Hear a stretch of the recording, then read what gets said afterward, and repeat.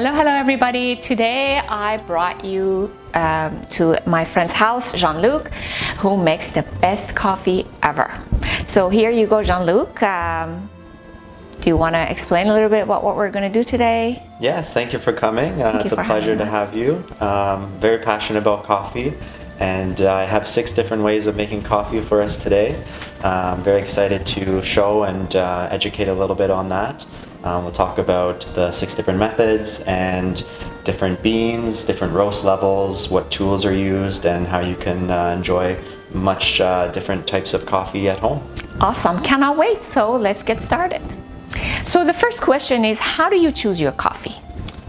Great question, yeah. So I've done a lot of reading into this, and essentially you've got light roast, medium roast, dark roast, depending on what you like. Light, medium, dark. The light roast, you get more of the flavor of the beans, so more floral and fruity notes occasionally.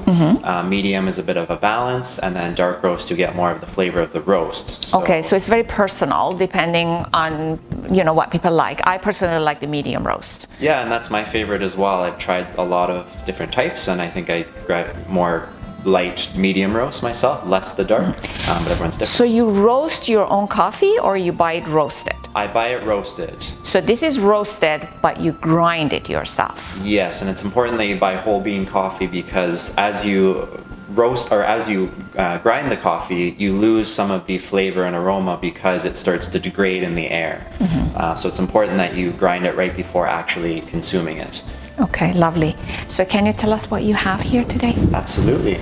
So I've tried from lots of different places. My favorite in London is fire roasted coffee. Hey, fire roasted coffee, we're advertising for you for free. I've tried many of their coffees. I love them. They're free delivery within London, so it's great. I've ordered in the morning and received it the same day, so it's great. They always have their roast date on the coffee bag itself. And that's important to know because the more recent it was roasted, the better freshness and tasting coffee. So I have one here that was roasted June 10th. Ideally, you want to be using the coffee within 2 to 14 days of the actual roasting date.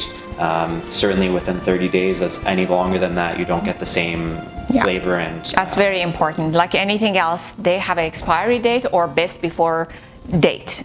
So I've also done the reading, and it said 30 days is a max, so you won't get the best flavor.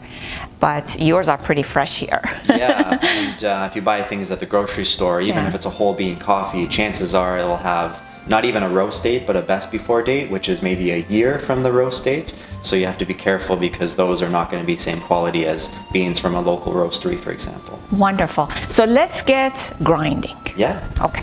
Before we start grinding our coffee, Jean-Luc brought out this kettle that looks a little different than the kind of kettles that we have at home. But can you explain to us, why do you use that kettle? Yes, I've done a lot of research into this as well, and everyone who makes good coffee at home recommends a gooseneck kettle. And this is particularly for when we're using pour-over coffee, for example, with the Chemex, which you'll see later. It allows you a lot more precision and control so that you can actually pour the water exactly where you need to on the coffee grounds. This one in particular, it's temperature controlled because the temperature you use for certain coffees also matters. And it holds the temperature too. So right here, so it boils it and it will hold it at a certain temperature. And awesome. that you set yourself. Perfect. So I have the water going, and the first coffee we're going to make is? The French press. French press. For French press, we need what kind of grinding? The coarsest. The coarsest, okay. The first coffee is the French press, and we're going to use this coffee, is that right? Yes, so this one's the Monsoon Malabar coffee. It's a medium roast. So it has flavor notes of chocolate, smooth, cashew, single origin from Malabar, India, whole beans. So we'll grind that. We'll grind the Monsoon Malabar. That was the medium roast. It's important that you have a scale to use. That's the most important part of getting consistent coffee with each time making it. So I'm going to set this here. I'm going to tare it, bring it down to 0. Depending on how much coffee you want, how much caffeine, I tend to make about 15 to 24 grams, depending on how I'm feeling. So I'm going to pour my beans in, and I've got About 17 grams, so that's a good amount. How many people is that for? This would be for a single person. I single find person. Okay. 17 gram per person. Okay. So since you're here, we're making coffee. I'm going to. Oh, I don't know. Sure, but there's going to be so many coffees here. We're going to be jittery at the end. That's not too bad. So we've got 41 grams here, so 2 good cups. So using this is a Breville grinder. So it's got lots of different settings for different amounts and fineness of grinds. So we're going to pour this in here and turn on. So I want the most coarsest grind on my grinder. That's the 60 setting. You have to play around a little bit with the settings to find what works best for you, depending on which method of coffee you're making. With this, the 60 tends to be good. And then the time, so there's ways you can either use the automatic settings to grind, but you're essentially just going to set your container here to collect your grounds. And now it's done, and I'm going to put these into the bottom of the French press. And for this, you don't use a filter or anything? There's no filter required for this, but I did find there are some filters. Some people complain that French press, the issue is you get a lot of the coffee oils, and over time that can have an impact on heart health and cholesterol levels. Oh, so interesting. you can use filters to allow for the coffee oils to be drawn out. So it doesn't change anything about the coffee process other than making it maybe a little bit healthier. So now we've got our coffee ground, and it's just going to sit at the bottom. So I want to make sure that I bring the scale down to 0 again, and then we want to make sure that we get a good ratio. So it's important that for 40 grams of coffee, we want there to be about a 1 to 15 ratio of beans to water. Okay. So I'm going to make sure that I get the 40, I'm going to multiply that by 15, and that's how much water I'm going to use to make the actual coffee. Okay, so we're going to get the reading over there. Yes. Yeah, you go ahead. You're closer. Perfect. So my water is boiled. It's been sitting at the temperature I need it to be. So now I'm going to start pouring. I'm going to make sure it's at 0. I'm not going to pour the full amount first. So I'm going to sort of allow a lot of the grounds to get hit by the water initially, and then I'm going to kind of let it sit there for a little bit. And this is to allow some of the carbon dioxide in the beans to come up, and allows for a cleaner flavor as well. So 30 seconds doesn't have to be. You can sort of give it some time. If it's bubbling, give it some time to bubble out. If it's not bubbling, that's sometimes an indication that your bean is not quite as fresh as it was. The fresher the bean and the roast, the more bubbling you'll see. So now I can continue to pour. So I'm gonna keep going until I reach my total amount. I can smell it already. It's wonderful. So nice. Nothing beats the flavor of or the smell of coffee as you're making. And I see what you mean by you have more control with that beak. Yes, absolutely. Yeah. All right, so I've just finished pouring, and now I'm going to actually stir. The method of stirring isn't super important with this one, but I try not to do circles, as that allows for grounds to sort of sit in the middle and not evenly at the bottom. So I kind of do back and forth a little bit. Interesting. And then I'm going to set the timer for 4 minutes and just put the cap on the top here, not pressing down, just letting it sit there as it brews inside. I'm ready. So I think the 4 minutes has passed. Excellent. I'm ready. Are you ready? Ready to press? Perfect. So it's important when you're pressing down that you don't do it too quickly. It's a nice slow motion, and you'll see that the water level rises. It will go through the filter basket. There's actually a double filter basket with this one. I'm going to keep going until I'm sort of pressing down into the coffee, and then that's it. And it's actually important that we don't let it sit too long because it's all brewing together. The longer you let it sit past the 4 minutes, the stronger and more bitter you'll get coffee. So it takes away from the flavor and the taste. No, we don't want to lose any flavor. Exactly. Which cup do you want? I prefer this one here. This one? There you go. I go with the Canadian, Starbucks one. Okay. Excellent. So I'll start with yours. Guest first. Thank you very much. So I'm going to start pouring my coffee. It's nice and clean. Wonderful aroma. You can, of course, add cream and sugar to your liking, or how do you normally take yours? I always drink my coffee black, as you get the true flavor of the bean that way. But obviously, everyone has different preferences there, and I will never say that having cream or sugar in the coffee is a bad thing. I'm a cream and sugar kind of girl, but hey. Very good. Cheers. I'm quite liking this one.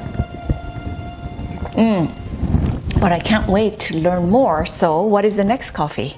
So next we're going to use the Chemex pour over. Chemex pour over, here we come. For the next kind of coffee we're making, we need this kind of a jar, which I actually don't own one of these at my house. What kind would that be? So this is pour over coffee. That's the method, but there's different ways of making it. This particular is called Chemex. It's my favorite. It's one of the most well-known versions of pour over coffee. Okay. So I think we can use any kind of coffee that we would like, but since we've gone in all your cupboards and sort of took things out, I found this one in your cupboards, and this one is? So it's Keto. It's from Quebec. It has noisette, chocolat, caramel, so those hazelnuts, chocolate, caramel flavor notes. One of my favorites that I've tried as well. Okay, let's get going. So we'll get grinding. So with the grinder here, it's going to be a little bit different. It's not quite as coarse as the French press. So on mine, I'm going to do about 50. 48 to 50 is what I found works best. Again, I'm going to measure and make sure, so I'm going to use the same amount. I'm going to do 40 grams for 2 cups again. You can hear the water boiling, keeping that temperature. I have that ready for you. Very good. All right. Let's put that away. There we go. So this one, medium. It's not so coarse now. So it's a medium coarse, is what they call it. Okay. All right, so we've ground the beans. That was a medium coarse grind again. Just love the smell of freshly ground coffee. It's so nice. So what we'll need to do is actually grab a filter. So these are Chemex filters. It's important that you use the Chemex branded filters, as they are designed to get the most cleanest cup. So they're specially formulated and made to get that. So they come in these pre-folded squares. So what you want to do is actually take one of these sides, and you're kind of forming a cone here. So there's more on one side and less on the other side. And you want to make sure the one that's got more layers is the one that's pointing towards your spout. And then what we'll do actually is pour a little bit of warm water to wet the filter. So I usually just use water from the tap. I'm going to just get some water in the filter there, let it come through a little bit. It's just to wet the filter, get it prepared to add the grounds, pour out the water, and then again we want to make sure we use our scale and to get that consistent water level. So now we're going to pour the ground coffee in here. I try to level the bed of the coffee ground a little bit, and this is where the magic begins. Got our water temperature here. It's at 93 right now. Anywhere from 92 to 94 is a good temperature, 94 degrees Celsius to make pour over. So this is where the gooseneck kettle really shines. So I'm going to make sure that I start pouring the water right in the middle, and I'm going to do circles around so that I wet all of the coffee grounds evenly. How cool is this? I've never made coffee this way. So you see the precision. If you tried to do this with any other kettle, there's no way you'd be able to do this. So I'm going to wet all of that. You can see it bubbling. That's the blooming process. So that's the carbon dioxide of the bean coming out. And it just allows for a cleaner cup of coffee. So again, 30 seconds, kind of like the French press. Doesn't have to be exactly 30 seconds. And then once we've done that, we've let it bloom, I'm going to start pouring again. I'm at about 112 grams of water here. So I'm going to do again this concentric circle, and you can see the lovely colors here of the coffee. And I'm not going to pour the full water amount again. I'm just going to let it sit. You can see that brownish cream color. It's just so nice. This is so much fun. So again, how much water did you put? So I'm going to use the same ratio. I tend to use a little bit thinner ratio of about 1 to 14. 1 to 17 is good. So we've got our 40 grams of coffee. We're going to multiply that by 15 again, and that's going to be our total weight of water at the end. And that's what gives you that consistent cup every time, especially when you're making for 1, 2, 3 people. That's easy to remember. If it's the same as French press, guys, remember that. So you can see the color as I'm going around here as well. It's quite cool. You don't want to pour too much water at a time, because otherwise you're not saturating. You don't give it time. You're giving it time to fall and see. And I love to see the bubbles at the bottom as well, the air from the coffee. Well, this one's a bit more time intensive in the sense that you do have to be doing something regularly. So this is not something that I do before work. Right. Maybe I'll do a French press because I can let it sit. Yes. I can make you can my get lunch. ready.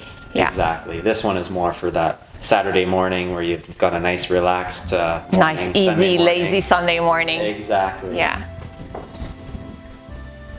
And then I'm probably good to pour my last amount here. Again, doing those circles to make sure that you saturate things evenly. And then I'm just going to let it sift through the filter, and we'll be enjoying our lovely cup soon. I'm going to get my cup ready. So we've got a fully brewed cup of coffee here, a couple cups of coffee.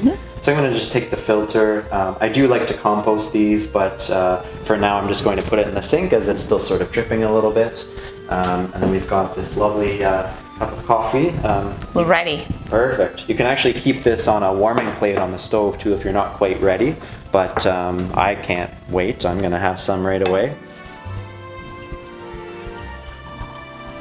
Thank you so much. The taste, the smell is just unbelievable.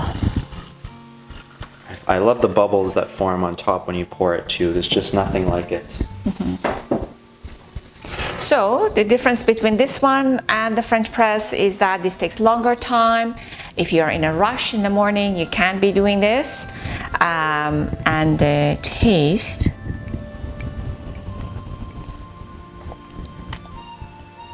yeah, this I can taste how different this one is. It's a little bit richer, a bit more accentuated. You can really taste the chocolate notes as well. For sure. Oh. So coffee number 3 we're going to go and learn today is? We're going to use the Aeropress. Aeropress coffee. Here we go. For Aeropress coffee, we need this kind of a device. Yes. Also, the coffee that we're going to use, I see that it says espresso on it. So espresso blend specifically for making espresso. What is the difference between these beans and the beans that we have for regular coffee? So they're roasted in a way that enhances the flavor and the crema that you can get when making true espresso. This device, the Aeropress, is very versatile. You can make all sorts of different types of coffee with it. It's a small chamber, so it might be for 1 or 2 people. And I've actually used it while camping, so it's very good to... Oh, that's good. You can take it with you. Yes, exactly. But this is espresso-like, because espresso, by definition, is coffee that's made at 6 to 9 bars of pressure. So that's what really brings out that crema. So with this method, we might get a very tiny amount of crema, and there's a bit of pressure, but not enough to make it true espresso. Interesting. But it can make very strong coffee. So because it's very strong, we're going to probably serve it in this tiny little... I think I might actually use this one. Oh, really? You're a real coffee drinker. Yes. This much is coffee is enough for me. All right, so we have everything set. These are my Aeropress filters. We'll go through that shortly, but first we need to grind the coffee. So again, we're working our way down on the burr grinder here. And with this one, I tend to use more of a medium fine grind. So I'm going to go closer to 20 So actually on my grinder it has espresso here. This is sort of on the coarser end of espresso. Again, this is not a true espresso, but 20 is what I've found to be a good level. I'm just going to make one cup for this. So I'm going to use about 20 grams, maybe even a little bit less. We'll do 18 this time. So when you say you make 1 cup, you mean this cup, not the cooking measuring cup. Exactly. Right? The cup that you drink for a person. Yes. Yeah. All right, so now we have the ground coffee again, more of a medium fine grind. So the Aeropress, as I said, is very versatile. I'm going to use the inverted method. So actually when it was designed, it was meant to be used in this fashion where you pour the coffee grounds in and then you press down. But what we use is the inverted method. So we actually let it sit here and then we're going to pour the grounds in. So I kind of use this to funnel in a bit. Some of the grounds will sometimes miss. It's a bit of a procedure. Very good. So again, I'm just going to shake it, tap it to make sure it's somewhat level in the coffee bed. We also want to make sure we wet the paper filter again. Here we go. Thank you. This will take the debris out. Nice and ready. There you go. Perfect. The filter is nice and flat down there. So I'm just going to set that aside, and again I'm going to make sure that I have my measurement here. So I had about 18 grams of coffee. In this case it's espresso light. It's going to be a stronger coffee, so it's a tighter ratio. Less water. Less water, exactly. So we were using 1 to 14, 15, 16 before. Now we're going to use 1 to 3 or 1 to 4. Okay. So I'm going to multiply my 18 times 4. And again, I'm just going to pour a little bit here. I'm going to wet the grounds. I'm going to let it bloom.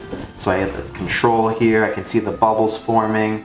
And you're looking at the weight over there. Exactly. Yeah. So I'm going to let that sit a little bit, and then now I'm going to pour the rest, and I'm going to keep going until I reach my weight.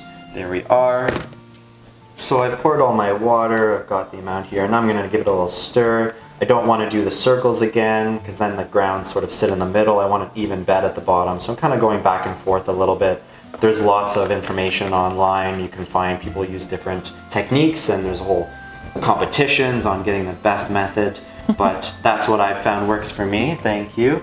So now I'm going to put the cap on here. I'm going to twist it shut here nice and tight, and I'm going to let it sit for 2 minutes. So our 2 minutes is up. So this is the part that takes a little bit of coordination. So as it's the inverted method, I'm going to invert my whole device here onto my cup. And sometimes a little bit of coffee will come out that's normal. Ooh, stand back. So I'm going to put it here.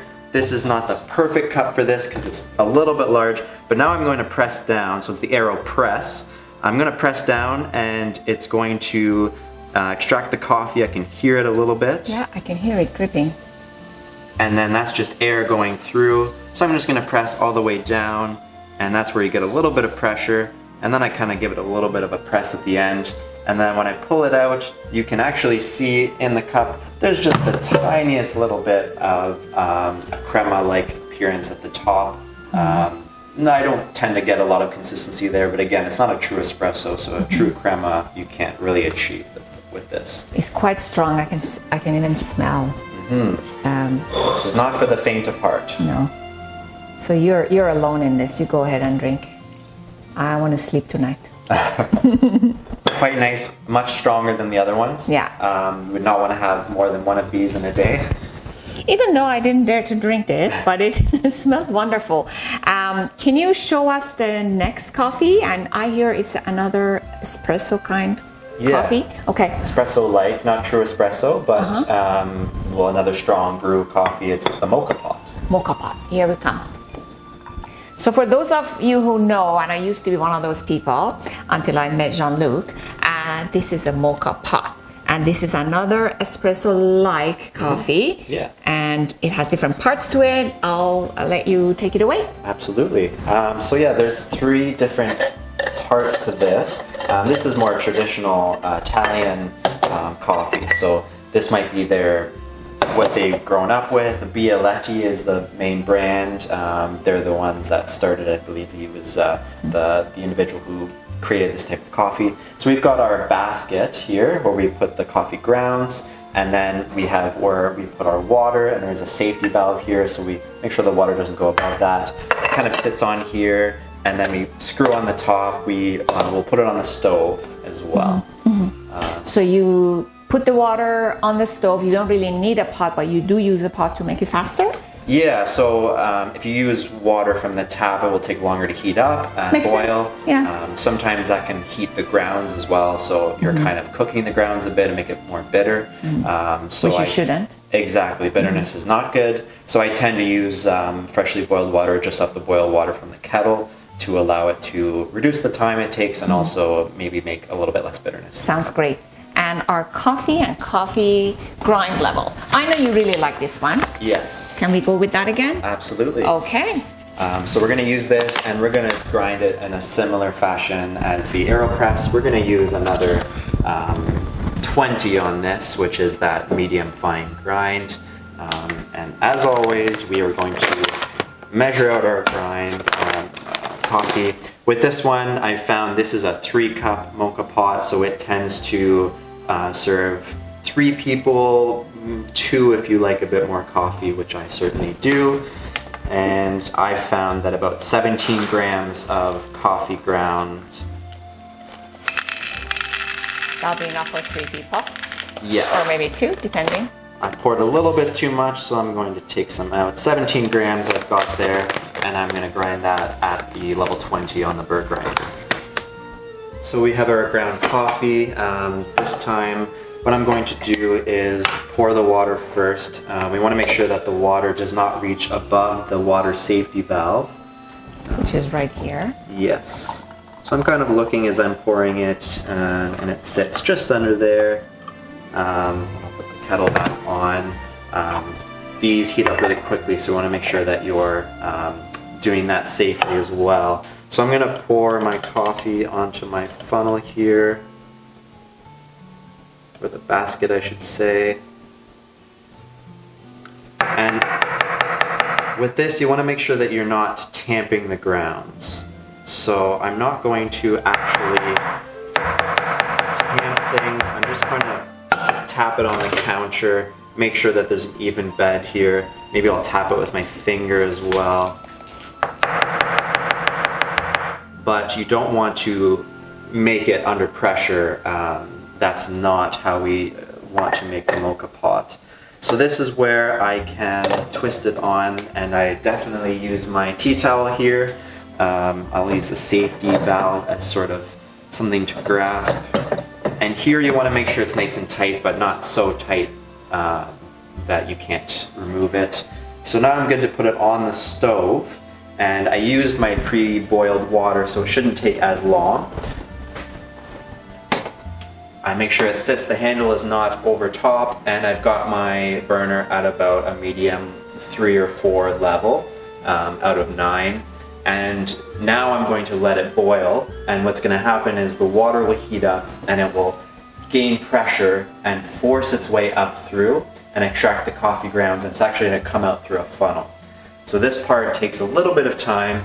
I'll usually open the cover here, and you're kind of listening and watching for it to start bubbling.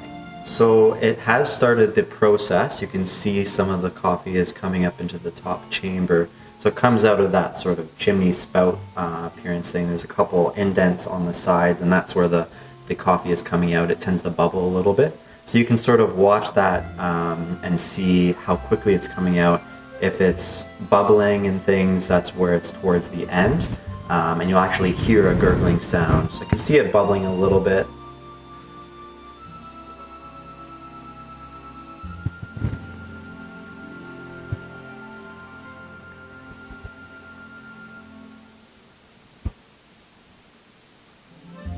You can hear it bubbling a little bit. So that means it's almost ready. This was the most interesting one to me.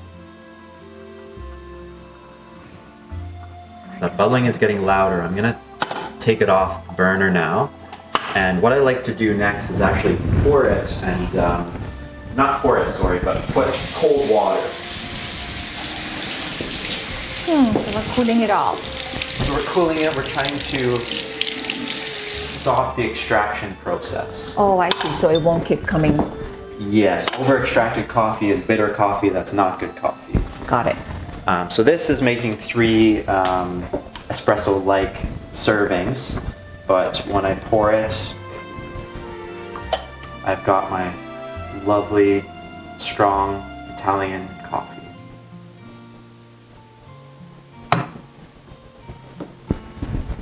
So, fenomenale.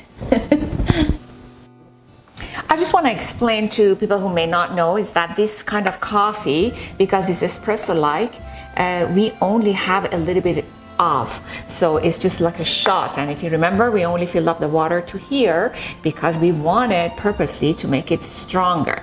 So if I were to have this coffee, when we talk about 3 cups, we're not talking about 3 full cups. We're talking about little espresso shot, right? In French, we call it more of a demi-tasse. Demi-tasse. Demi-tasse. Demi-tasse. What does that mean? Like a half cup. Oh, okay. So now we're going to move on to our 5th kind of coffee. Yes. Thank you for being so patient with us. Oh, no problem. We're not going to sleep tonight, I can tell you that much. I know. So here we go. What is the name of the 5th kind? So this is a true espresso, and we're going to be using the Flair manual espresso maker. Okay. Did you get that? Here we go.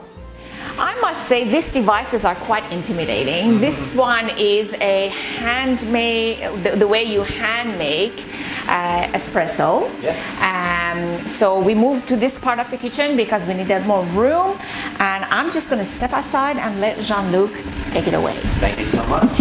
I have to say this is my favorite device so far. One of my newest ones. Definitely wanted to find a way to make true, authentic espresso, get that 6 to 9 bars of pressure. I thought, I don't want a big electronic machine. This looks so beautiful on the counter, and it's so fun to manually get that pressure. So we have our base here. This actually separates. I've got sort of my my spot here for my cup, and then this comes in up here. So we've got lots of different compartments here, but they all serve their purpose, of course. This is where we put our coffee ground. We're going to use that espresso grind, which is that finer grind. We've got our filter here, so that's what separates the coffee grounds and allows just more even dispersion of the water and a better extraction. This was handmade by a friend of mine who also enjoys espresso. You can buy something called a Weiss distribution tool, and what this does is allows you, once you've got your coffee in here, and you'll see later, well, we're going to kind of turn it around and allow there to be space and less clumps in the coffee grounds, again, all to get a more even extraction. This is where our water will go. This is my stainless steel tamper, came with this model of the Flair espresso maker. This is just a funnel to allow to get the grinds in with less spill. This is called a warming cap. So actually what I'm going to do, this is at room temperature right now. So in order to keep a temperature with my espresso, I'm going to pour water here, which the water is actually just prepared, so perfect timing. Just going to pour some of that in here to the top of this level here. And this is a single serve espresso. So again, not a full cup, but one espresso. You can actually see the glass right in front of it. So I'm going to let that sit and heat up the tool here. And then the final piece is actually my pressure gauge. So this is where it's quite interesting and I find a very enjoyable experience. I'm going to know that I'm making true espresso by the fact that I'm going to be pressing down and seeing this pressure come up to my 6 to 10 bars. And this is designed to have a indicator of where you're in for your true espresso, and we'll get that true crema and rich aroma and taste. Okay, so I've ground my coffee. This is a true espresso method. So I've gone with a fine grind. On my burr grinder it is about 18. You have to sort of figure out with your bean and roast what will get you the best serve. So this is what I've determined for this particular roast. I'm using the Expression Espresso blend to get a good true crema. This has been roasted recently, within the last 2 weeks for sure. So I'm going to get a good shot out of this, I'm hoping. So I'm going to put it in my device here, and I've already lost it. Here it is. So make sure that I pour everything in here. Try not to lose too much coffee. So I did grind about 17 to 18 grams of coffee here. Sometimes I do more, but today I've had far too much coffee, so I'm going to try to pare it back a little bit. And the next step is I'm going to use the Weiss distribution tool. So I'm going to be just sort of spinning and stirring the coffee around. You'll find online there's different techniques here that people will use. I just want to make sure there's no big clumps here, as that will make a less even extraction. So I've got a nice good coffee bed here, but the next step is tamping it. And this is just so satisfying. Anyone who makes coffee, I believe, will feel the same way. So I'm going to sit it here, and then I'm going to just press down evenly until I feel some pressure back from the counter. And then we've got a nice, even pressed bed and tamped bed of coffee. I'm just going to sort of wipe any excess off my fingers here. The next step, we want to make sure that we put this filter there as well, just pressing down. Now it's going to sit in this container. We've got our pre-warmed container here, and it's going to sit on top. I want to make sure that I've got a nice tight seal everywhere, because anything that's not tight, the pressure will lose, and I will not get as good of a pour and a good shot. So now I'm going to pour my water. This is water. It's sitting at about 96, 98 degrees Celsius. So it's warmer than the French press and the Chemex was. They were about 92. So I'm going to pour it until I just see it under the well there. And now I'm going to put my pressure gauge. So it's going to sit right in here. Again, nice tight seal, because I want to make sure that there's no way it can lose pressure. Put my cup underneath, and I'm ready to go. So this is the fun part. It takes a little bit of practice. I've done a few of these now, so I'm hoping that I'm practiced enough. I'm going to press down a little bit on this, and I'm going to do that until I'm about 1 or 2 bars of pressure. And that's just to soak the grounds. I want to make sure that I get a good, even wetting of the bed of coffee. And I've done that for about 5-10 seconds. It's already smelling so nice. And now I'm really pressing down, and I'm sitting inside that espresso roast bar here. And I can see I'm focusing on a couple things here, so it's a bit challenging for myself, but I'm seeing that the coffee's coming out. It smells so nice already. If I'm doing this perfectly, I'm aiming to be pressing down on this handle and keeping it between 6 and 10 for about 30 seconds. That's where you have to sort of judge and practice with different roasts and things. You can see, just look at that beautiful color and texture. It's velvety smooth. This is a true espresso ground that has really been roasted recently, and it has that sort of Guinness effect. So you can see the black from the actual coffee starting to rise as the crema settles. But I have to say that was quite a good shot, and things aligned. So depending on how you like it, you might let the espresso sit a little bit. As time passes, that crema will sort of dissolve into the coffee. I like to have a sip now.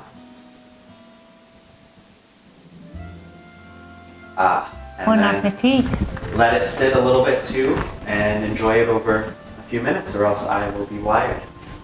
That was impressive how you work this machine. I really enjoyed it. Yes, it's and it's so cute the way it looks with the, what do you call it, crema? The crema, yes. Yeah. And that's where, again, this is a good bean and a good roast, because if I had used a bean that was roasted more than 2 weeks previously, maybe a month more, I would not have gotten that level of thick crema.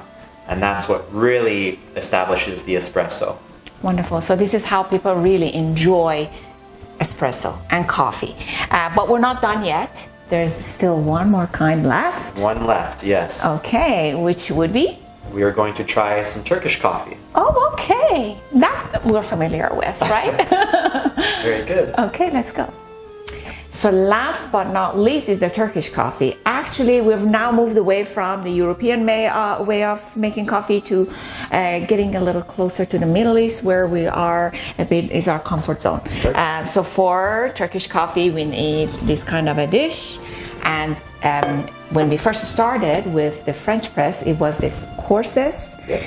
And with the Turkish coffee is the finest ground. Yes. Right? Yes. Okay, and now I'm again gonna leave everything to your capable hands and let you show us. Perfect. So yes, I am still using my burr grinder, and I brought it down to the lowest, the finest grind, which is 1. And this is truly still not going to make quite as nice of a Turkish coffee as if I had a Turkish coffee grinder or bought pre-ground Turkish coffee. I say that's how we do it. We just buy pre-ground for Turkish coffee. And I guess that's an exception. That's an exception to the rule. I said don't buy pre-ground coffee except for Turkish coffee. Turkish coffee, that is allowed. So I've chosen the Monsoon Malabar. It's a medium roast. I don't want to choose a dark roast for this because when you make Turkish coffee, you're actually re-roasting the bean in a sense because it is cooking on the stove top. Yes, yeah. So if you quite close to the heat. Exactly. If you chose a dark roast, you're going to make a really dark roast, and I do not prefer that. I prefer lighter roasts anyways. So we're going to see how this goes. I've never done this actual bean with the Turkish coffee, so let's see how it turns out. And then maybe later I could tell your fortune. That would be lovely. Okay, here we go. So I do have my ground coffee. It is more flour in appearance, which is good.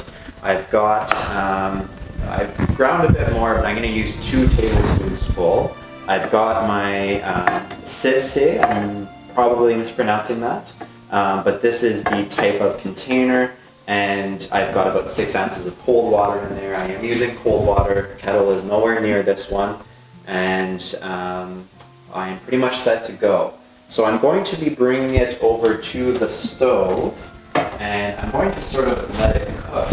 So I'm going to turn my burner on here, and it's going to be sort of a lower heat level. And I'm going to measure my coffee grounds. So I'm going to get my 2 tablespoons full. And I'm going to put that in there, and then I will stir it initially so that it's well mixed inside.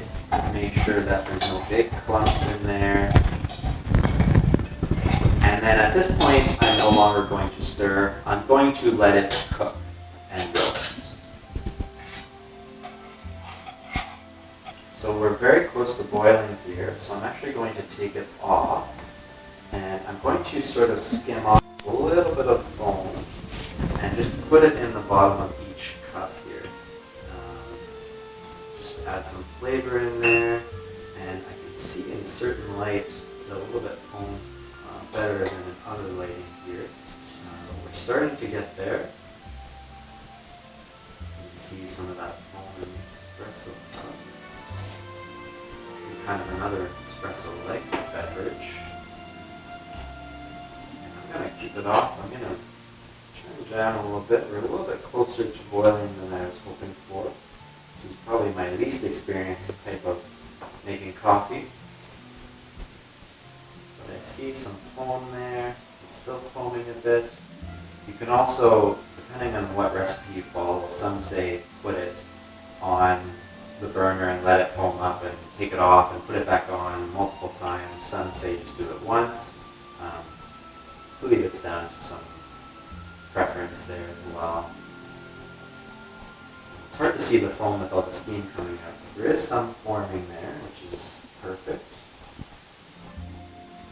Alright, so we've got it back off the burner again, and this was the second time putting it back on, so just before boiling I'm going to start pouring. You can see some of the foam there, just kind of sitting on top here. Jean-Luc, thank you so much. That was quite a process. 6 kind of coffee. And Jean-Luc is not only a great friend, he is one of the healthcare workers, one of the, in a family of healthcare, we have people with many interests. We should not only think that just because somebody is a doctor or a nurse or whatever, they don't have other interests. There's so much to learn from. I really appreciate your friendship and the time that you put in. Now, having said all of that, I want to tell you a fortune. You're not getting away. Sounds good. And let's drink our coffees, our Turkish coffee. We are quite used to having this kind of coffee. Wonderful. Very good. So the Turkish coffee fortune, you're supposed to flip this but towards your heart. Okay. And let it sit for a while. No, keep going. Give it to me. Okay. We're going to put it aside, and in a minute I'm going to tell you all about your future. Very good. I hope for good news. Yeah, we'll see. Are you ready, Jean-Luc? I am ready. Okay.